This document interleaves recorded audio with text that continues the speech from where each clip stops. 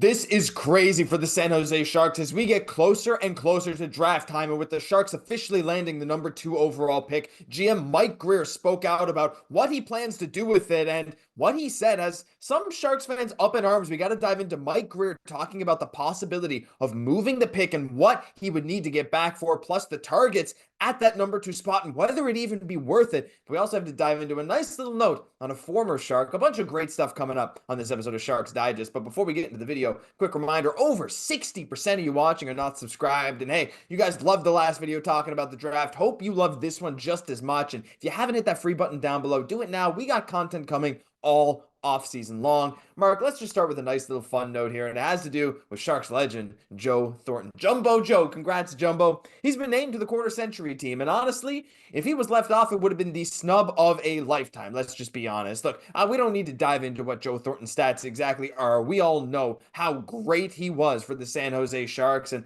I suppose a couple other teams, but he's known for being a Shark, as he should be. Unbelievable player, Mark. Look, quarter century team, regardless of how much of a shoo-in he was or not, it is a cool honor, and it's just always nice to see some Sharks get representation on stuff like this. I mean, the big thing is Jumbo Joe is a name that everyone around the National Hockey League knows, fans know, everyone knows this guy, and it would have been nice if he finished off his career with the Sharks, but I mean, he played his best career and best stretches of his career with the San Jose Sharks. I mean, just seeing him named to the corner century team, it's not a surprise, but it is really nice to see that someone in the teal jersey getting recognition for how good of a career he had.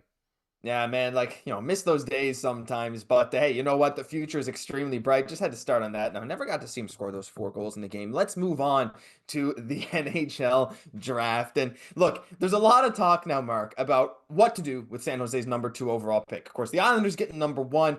A lot of people are already saying, Michael Misa, it's a shoe-in. We know who it's going to be. It's done.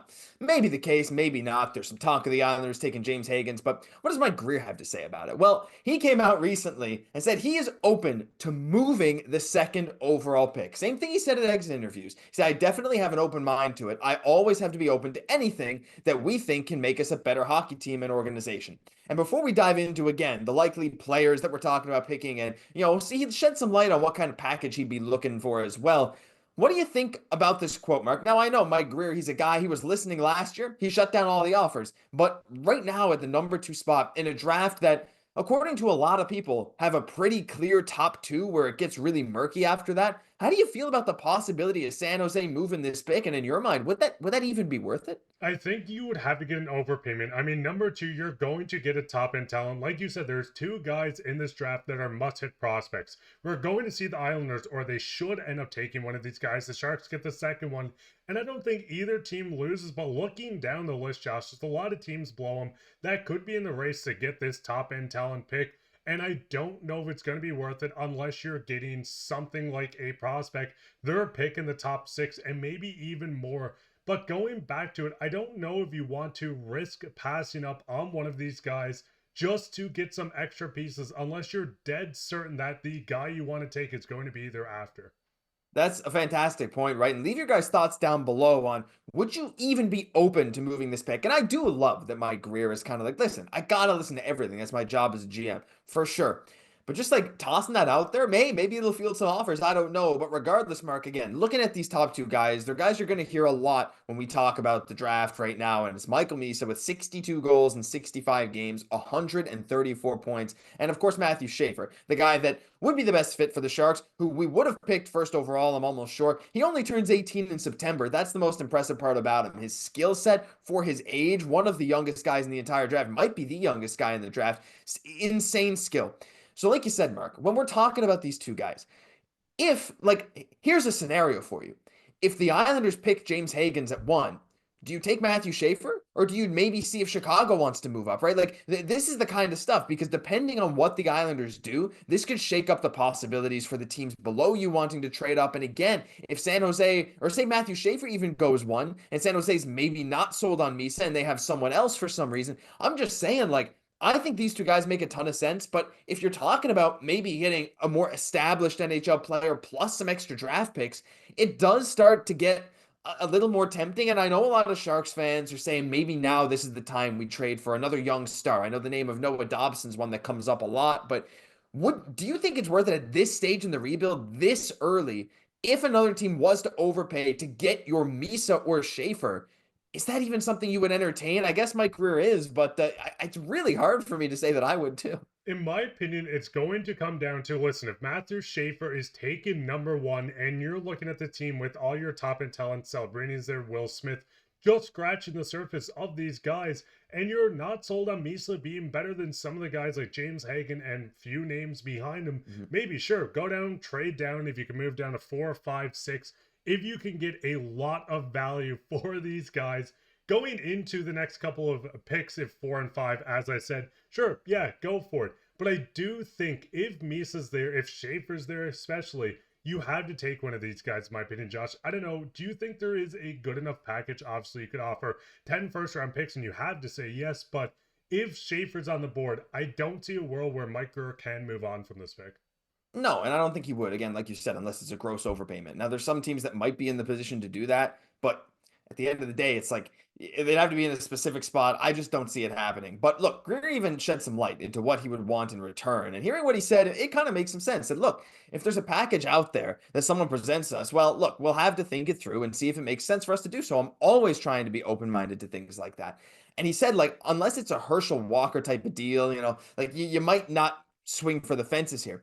But there's some talk. Like if you get a few young established NHL players, like he was talking about, and you get some draft capital, that's where it maybe gets to that point. So, Mark, I pose you this then. And again, I pose this to the comments section as well.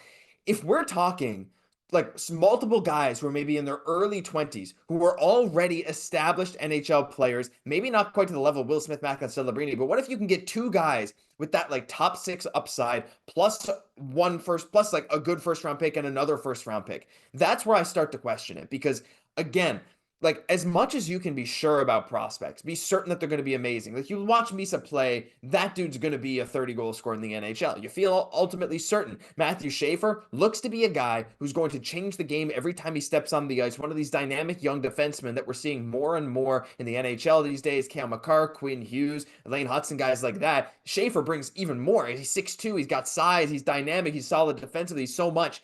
And so when you look at the Sharks decor, again, Sam Dickinson coming up is a big thing, but like, yeah, he's the guy I don't think I could pass on, but like, I don't know. We'll probably do another video on some other names that actually were linked to the Sharks in a potential package. But if I'm saying to you, Mark, take my two guys that are both in their early 20s that, have top 6 potential, have already had solid seasons in the NHL, my first round pick this year and next year, is that something that would get it done for you? And the comments down below. I mean, if it's a top 10 pick, a top 6 pick, yes, you do this, obviously, but it's going to be hard to gauge the value. As you said, these guys could turn into maybe not a franchise player per se, but you're going to get 2 elite players coming through the draft. With one of them looking at the Sharks roster too, you already have a lot of talent, a lot of veterans, so it's depending on where Mike Grier expects this team to be. Maybe in 2 years, Misa and Schaefer could take 3+ years to really break into the league as a solidified player. They might do it in their first year as well, which is probably just being over expectations, but yeah. I think you almost have to look at the players. If they fit your mold, if you can bring in maybe a top 4 potential defenseman, a top 6 forward, and a top end pick, it's going to be hard to say no. I know he said no to every offer he got last year for Celebrini, but maybe with the draft being a little weaker, now's the time he does it. Let us know down below. What do you think? Like, what kind of package would you accept for one of these picks? I mean, looking at the Sharks, what they got now, again, like you said, a nice young defenseman who's already established. Again, especially if Schaefer's off the board at 1, you might be looking at something like that. You're talking to Noah Dobson, like this is where we're starting to go with this. We'd love to hear your thoughts because look, it's just going to get crazier as we get closer to the draft, but that'll do it for this episode of Sharks Digest. If you enjoyed, leave a like, comment, and subscribe to the channel. You guys have been supporting us like crazy, and we really, really appreciate it. I'm Josh Gosse, my co-host, Mark Pye. We'll catch you in the next one.